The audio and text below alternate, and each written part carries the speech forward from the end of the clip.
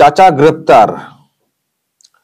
দর্শক, এই হচ্ছেন সেই ব্যক্তি যার ভিডিও সোশ্যাল মিডিয়াতে ভাইরাল হয়েছিল, যার বিরুদ্ধে অভিযোগ উঠেছিল যে উনি পাশে বসে থাকা মহিলার ভিডিও করছিলেন।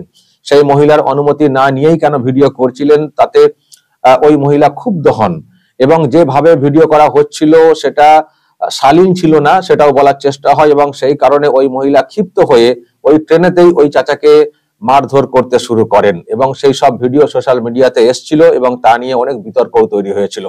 আমিও সেটা নিয়ে একটা প্রতিবেদন তৈরি করেছিলাম এবং বলেছিলাম যে চাচা যে কাজটা করেছেন সেটা হয়তো অন্যায় করেছেন, কিন্তু তা বলে এতটা মারধর কেন? আর আমি বর্তমান বাড়িতেই আছি। আমার নামে অনেকে কমপ্লেন করছে কি পুলিশে নাকি অ্যারেস্ট করেছে, তো আমি এখন বর্তমান বাড়িতে। তো যা অত্যাচারটা হয়েছিল আমার উপরে, সেই অত্যাচারের জন্য আইনের ব্যবস্থা নিয়েছে। আইন যা করবে মেনে নেবে।